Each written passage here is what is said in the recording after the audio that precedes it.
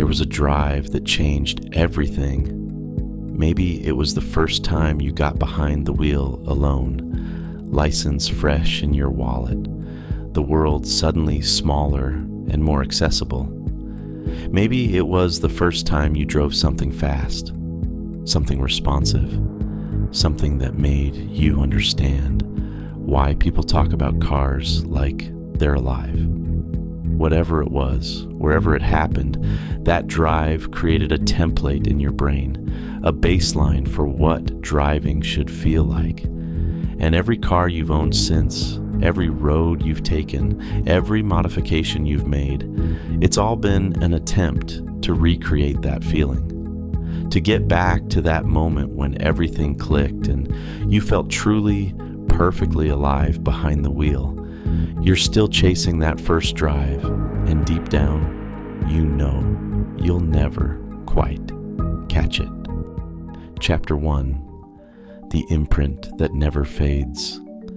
That first drive wasn't special because the car was perfect. It probably wasn't. It wasn't special because you were a skilled driver.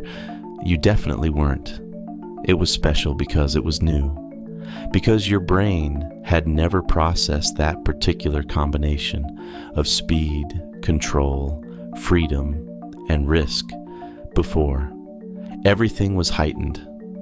The way the engine sounded, the feeling of the steering wheel in your hands, the sensation of acceleration pressing you into the seat, the slight fear mixed with exhilaration as you navigated corners faster than you ever had as a passenger.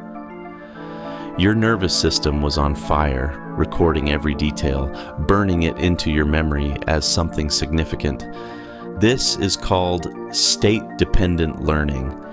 Your brain encoded that experience with all the emotions attached to it, the nervousness, the excitement, the sense of possibility.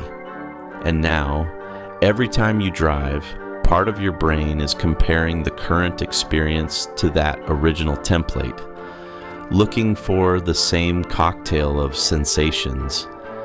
But here's the problem. You can't recreate the context. You're not that person anymore. You're not nervous behind the wheel. You're confident. You're not discovering what driving feels like.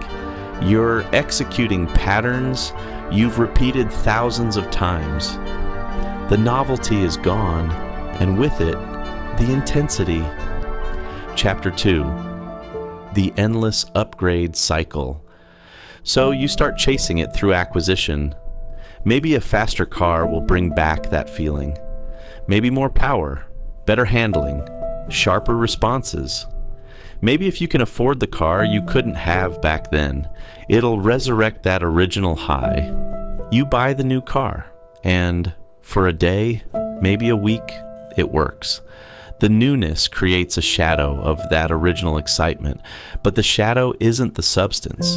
The car is objectively better, but the feeling is objectively weaker because it's not your first anymore. It's just your next. So you modify. New exhaust, new suspension, new tune. Each modification promises to unlock something, to push you closer to that feeling you're chasing, and each one delivers a brief spike of satisfaction before settling into the new normal. The car gets better, but the feeling doesn't intensify. It just shifts slightly, then plateaus again. This is the hedonic treadmill of car enthusiasm. You're constantly upgrading, constantly changing, constantly seeking, but never quite arriving. Because the feeling you're chasing isn't about the car at all. It's about the context, the novelty, the version of yourself that experienced it the first time. Chapter 3: The Ghost in Every Machine. That first drive haunts every car you own. You sit in the new one, fire it up, and immediately start comparing. Does the throttle feel as responsive? Does the engine sound as good? Does the steering communicate the same way? And inevitably, something's missing. Not because the new car is worse, but because it's not triggering the same neurological fireworks. You find yourself romanticizing that original experience, editing out the flaws, amplifying the positives. The car probably wasn't as great as you remember. The drive probably wasn't as perfect. But memory is a creative process, and over time, you've turned that experience into mythology. The perfect drive in the perfect car on the perfect road. Every subsequent drive gets measured against this impossible standard. And everyone falls short, not because they're inadequate, but because they're being compared to a feeling that only existed once in a specific moment, with a specific you that no longer exists. Chapter 4. Why we keep trying. You know logically that you can't recreate it. You understand that the feeling was as much about who you were as what you were driving. But logic doesn't stop the chase, because the chase itself has become part of your identity. You're someone who seeks, who searches, who believes the next car or the next drive might be the one. There's comfort in the pursuit. It gives your passion direction, purpose, a reason to keep engaging with cars beyond simple transportation. The search for that feeling justifies the time spent researching, the money spent upgrading, the hours spent driving roads that don't lead anywhere important. And occasionally, you get close. A perfect combination of car, road, weather, and mood produces a moment that echoes the original. The steering feels just right. The engine hits a particular note that resonates. The corner flows exactly how you imagined. And for a few seconds, maybe a few minutes, you feel it again.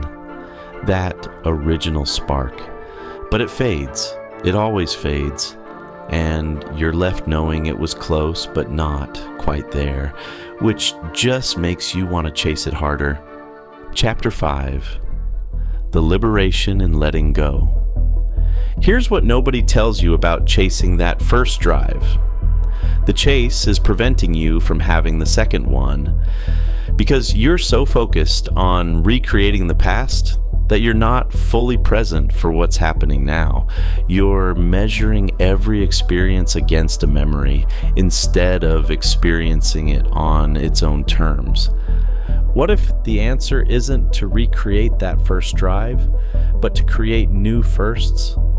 New contexts where your brain can encode new templates, new experiences that aren't competing with the past but standing beside it? Maybe it's driving a completely different type of car. Maybe it's driving in a completely different way. Maybe it's a track day where the stakes are higher and the learning curve is steep again. Maybe it's teaching someone else to drive and experiencing their first drive vicariously, remembering what it felt like to feel everything for the first time. The first drive was special because it was a threshold. It marked a transition from one state to another, from passenger to driver, from limited to free. But life is full of thresholds if you're willing to cross them. Every new skill, every new challenge, every new context creates the possibility of that same intensity, that same sense of significance. You're still chasing that first drive, and you always will be. That's not a bug, it's a feature. The chase keeps you engaged, keeps you passionate, keeps you connected to why you fell in love with cars in the first place. But maybe the chase doesn't have to be backward.